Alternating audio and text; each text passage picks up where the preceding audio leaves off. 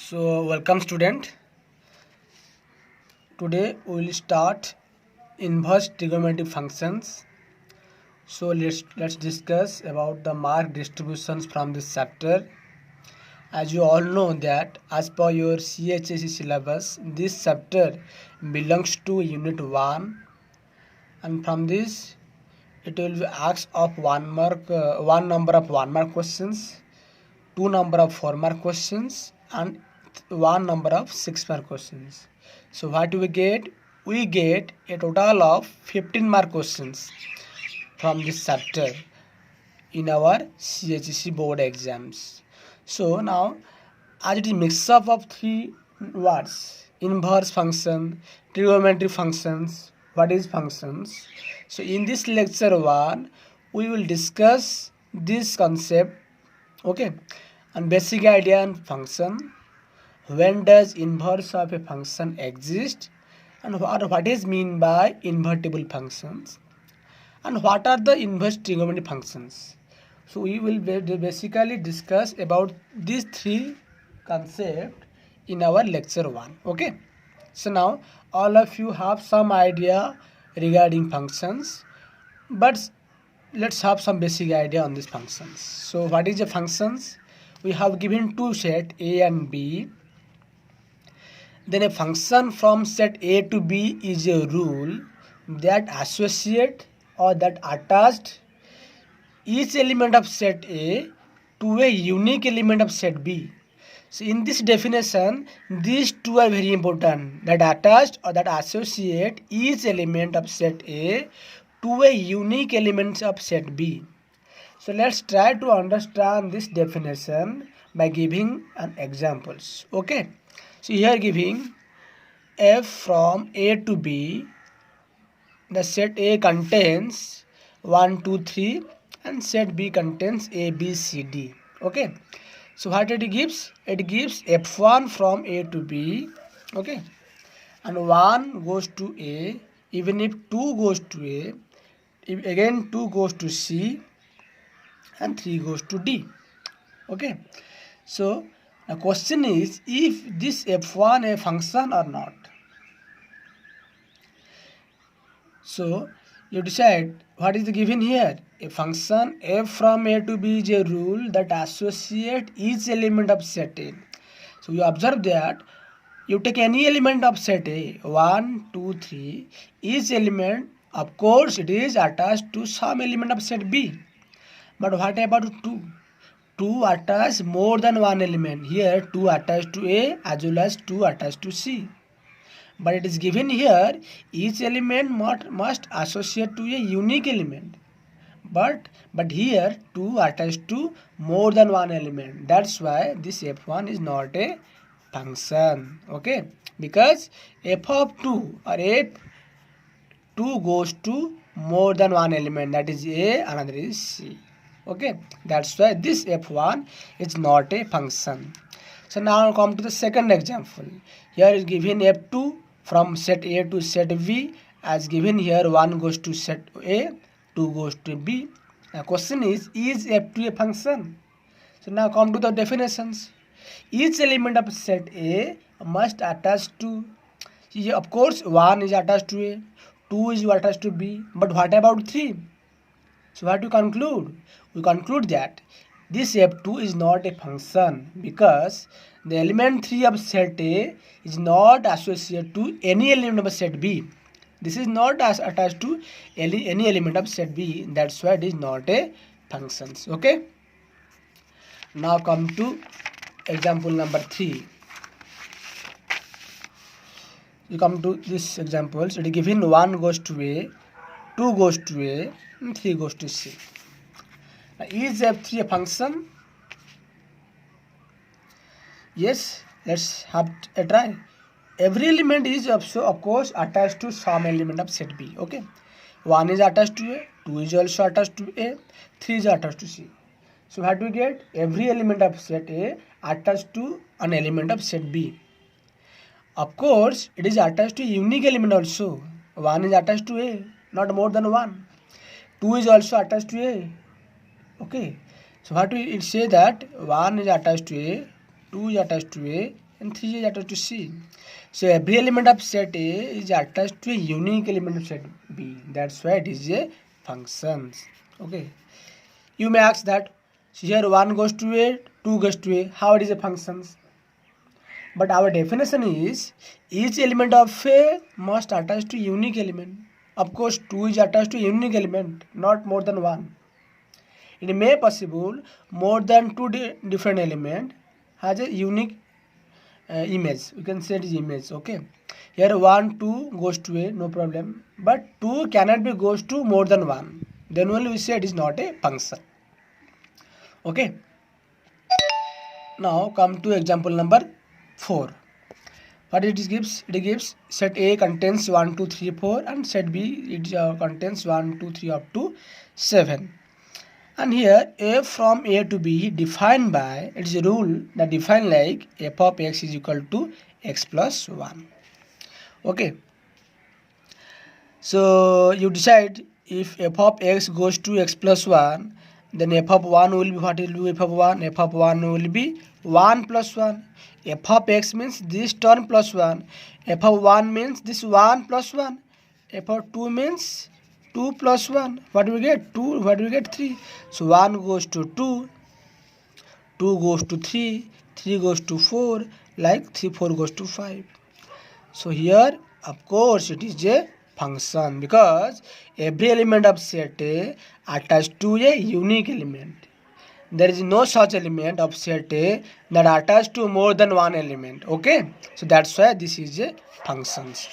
Now, so for your clarity, let's give some more examples. It is given that f from natural number to integer. What is n? N is set of natural number. What is z? Z is set of integer. Okay, so defined by f of x is equal to x square. X goes to x square. Is it a function? Question is, you have to decide it. What you need? We need that whatever element you take here, it must have an image. Okay. The definition is whatever element you take here, you take any element that from this side, it must have an image or it must have attached to a unique element of set this side. You take 1, it is goes to 1 square 1. If you take 2, it goes to 2 square, that is 4. If you take 3, it goes to 3 square 9. So whatever we take from this side, it must have an element attached to this set, this side. Okay, so it is a function, so no problem. Now come to these examples. F from real number to real number defined by f of x is equal to 1 by x. Is f is a function? So in such cases, we have to think. Here we have r, here we have r. Every element x goes to its reciprocal, that is 1 by x. If we need to verify whether it is function or not, in such cases, we have to think, does there exist an element this side we don't have any image? Yes, of course, we have 0, but 0 goes to 1 by 0, which is undefined. Okay, that's why we get an element here which is not attached to any element of this side. That's why it is not a function. Okay. Now come to one more example.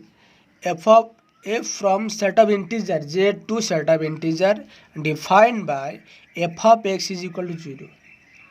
Here we have integer, that is 0, 1, 2 onwards, minus 1, minus 2 onwards. Here also you have 0, 1, 2 onwards, minus 1 onwards. It is given that f of x is equal to 0. Whatever element you take this side, it goes to what? 0. Then is it a function? Of course, it is a function because every element of this side, it attached to a unique element of this side. Okay. You try to dissolve the concept. Every element of the domain side, this side is called domain, is attached to a unique element. Whatever element you take, it has an image. But that image must be single one. It should not be more than one. Okay. It may be possible that different element of this side goes to a unique one. No problem. But for a single element, it should not like this. It should not like one many. Okay. So for your practice, so work out these problems. Okay, work out these following problems. Let you name as this workout as W1. Okay, what is this? It's workout 1-1. You can submit this workout after the reopen of the college. Okay, even if you have doubt, no problem, you can ask at that time.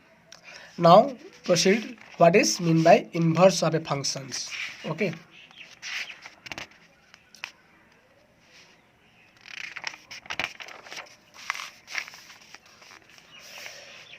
So let's, before that, let's some example here. As I say, let's say here you have set A, here set B, and function f here. 1 goes to A, and 2 goes to A, and 3 goes to let B. So what do we write? F of 1 is equal to A, f of 2 is also is equal to A, and f of 3 is equal to B. Or we can write f inverse of A. From this side we say 1 has image A, 2 has image A, and both 1, 2 has image A, okay, and 3 has image B. And from this side, what do we say? We say f inverse of A is equal to 1 and 2. This is called pre-image of A. This, from this side we said is pre-image of A are 1 and 2, and pre-image of B is only the element 3. Okay. So this is a basic concept or a terminology. What is image and pre-image? Pre-image. We'll now come to the definitions.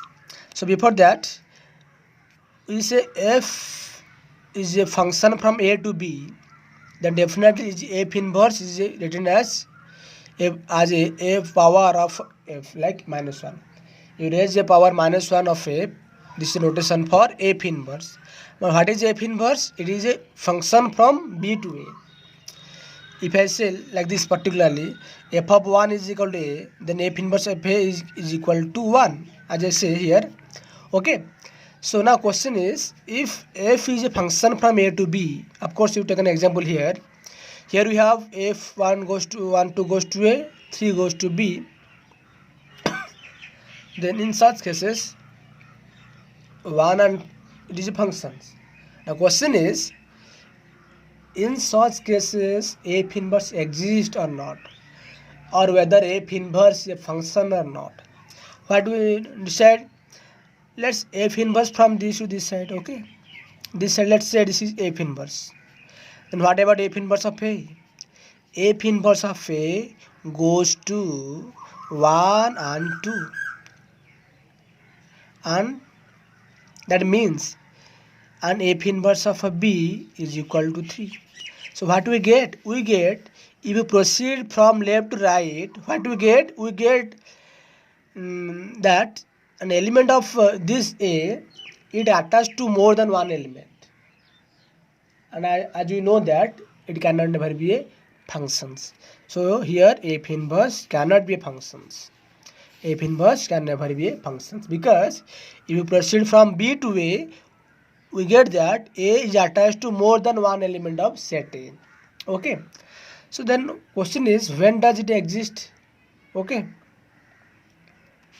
So here the question is, does for every function f inverse exist? Here you have an example which has no f inverse, does not exist. That's why its answer is no. The question is, when does it exist? Okay. So let's have some more example here. 1 goes to A, 2 goes to B, 3 goes to C, and you named as F. Then what about f inverse? Definitely f inverse from B to A. If we discuss about B, f inverse, okay, A attached to A, okay, no problem. B attached to 2, no problem. C attached to 3, no problem. But what about D? F inverse is from B to A. That means f inverse will be a functions if every element of set B is attached to an element of set A. But here we get an element D of set B which is not attached to any element of set A. That's why f inverse is not a functions. Okay. So now question is, then when does it exist? When does it exist? That means we have two term, 1 1 and 1 2. If function is 1 1 1 2, then only its inverse exists. So we will discuss about these both terms 1 1 and 1 2 in your chapter functions of unit 1. Okay, but before that some example here. As you say here, 1 goes to B, 3 goes to A, C goes to T, C goes to 2. Now if you try to find out the shape inverse, what do we get? A goes to 3, okay, B goes to 1, of course, C goes to 2.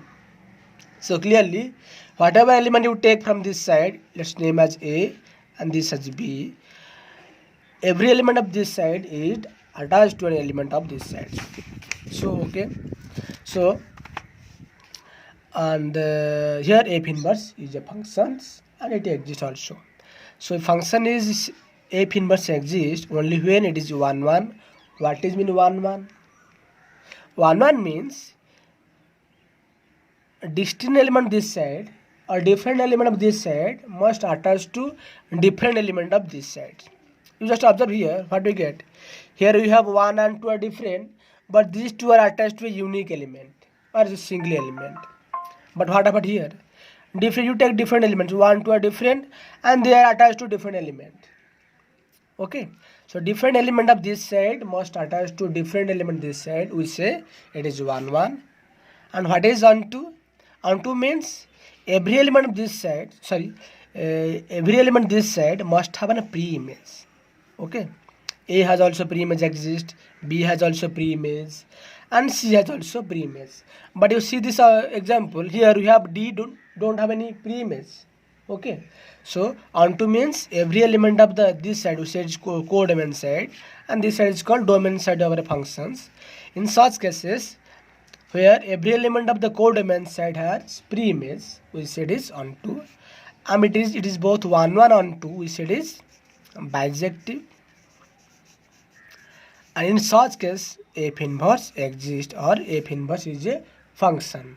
Okay, so details about bijective functions we will discuss or it will be taught to you in your classroom exam. Classroom. Okay, now come to now conclude the definition of inverse functions. It is exist only when f is bijective. Now at the last point, what are the inverse trigonometric functions? As you know that sine, cos, tan, cot and sec, cosec, these are all trigonometric ratios. Okay, these are all trigonometric ratios. Of course, these are trigonometric functions. And its inverse written as sine inverse, cos inverse, tan inverse, cot inverse, sec inverse and cosec inverse. What is inverse? You put a -1 symbol raised to that is raised power of sine. Okay, and don't forget that it's not possible sine inverse is equal to 1 by sine theta. It is absolutely wrong. Okay, you don't do this mistake. F inverse is nothing but 1 by f. It is absolutely wrong. It's a function. F is from B to A. It can never be 1 by f. Okay, so here also I don't make such mistakes. F inverse is 1 by f. You don't do such mistakes. Or sine inverse is equal to 1 by sine. It is absolutely wrong. Okay, okay. Now your some questions we'll discuss now, or you may consider it as a workout, and particularly we will discuss in our lecture 2 particularly on this concept or how let's this sine inverse exists. Okay, or even other cos inverse, tan inverse exist. Of course this one is very important, just think about it, or you can think about all other functions like cos, tan. Okay, so the remaining part will be discussed or will proceed in our next lecture. Till then, thank you.